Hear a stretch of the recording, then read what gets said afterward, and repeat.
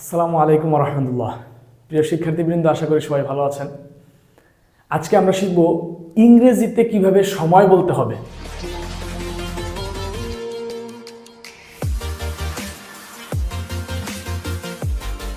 দেখুন, আমাদের কোশ্চেন হলো হোয়াট টাইম ইজ ইট, অর্থাৎ এখন সময় কত। আমাদের প্রায় সময় এই কোশ্চেনটি করতে হয় অথবা এই কোশ্চেনের উত্তর আমাদেরকে দিতে হয়, তাই না? তো সেটা যদি ইংরেজিতে হয় তাহলে আমরা কিভাবে দিব? 7:00 যদি থাকে তাহলে আমরা কি বলবো?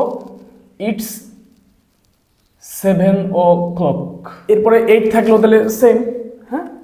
কিন্তু যখন 7-এর পরে 5, 10, 15, 20, 25 আবার এদিকে দেখেন 35 ইত্যাদি আছে, আমরা এগুলো বলতে গেলে দুটো শব্দ মনে রাখবো। একটা হচ্ছে পাস্ট আর একটা হচ্ছে টু। এই দুইটা শব্দ মনে রাখবো টাইম বলতে যাওয়ার ক্ষেত্রে। সেক্ষেত্রে দেখুন 7-এর পরে 5 প্লাস হয়ে গেছে, তাহলে আমরা বলবো 5 past 7। এরপরে আমরা বলতে পারি তাহলে 10 past 7, 10 past 7। তাহলে এটাকে কি বলবো? 15 past 7। কিন্তু না, এটা 15 past 7 বলবো না আমরা। দেখেন 60-এর 4 ভাগের 1 ভাগ, তাই না? তার মানে আমরা এটাকে বলবো a quarter past 7।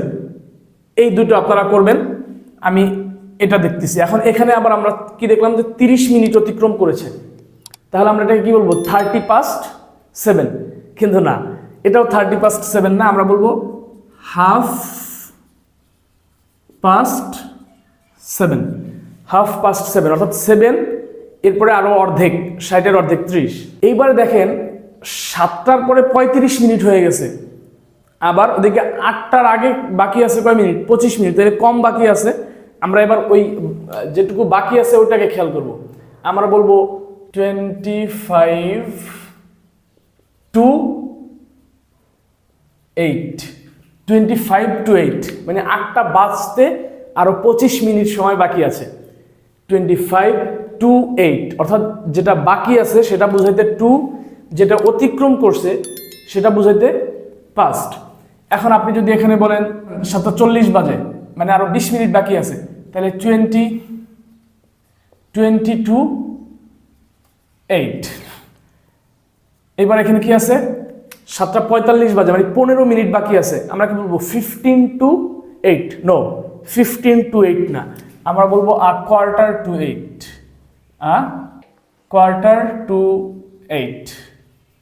ওকে, এই বাকিগুলো তাহলে আপনারা করে দিবেন। এটা হচ্ছে ব্রিটিশ ইংলিশ, অর্থাৎ ব্রিটিশরা এভাবে টাইম বলে, কিন্তু আমেরিকানরা আরো সহজে বলে, অথবা আধুনিকভাবে ওরা আরো সহজে বলে, ঝামেলাতে যায় না।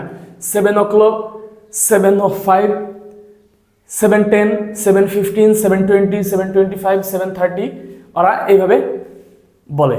তো এইভাবে যদি আপনাকে কেউ জিজ্ঞেস করে এখন সময় কত, অথবা ইংলিশে যদি জিজ্ঞেস করে হোয়াট টাইম ইজ ইট, আপনি এভাবে অ্যান্সার করতে পারেন। ধন্যবাদ সবাইকে। আসসালামু আলাইকুম রহমতুল্লাহ।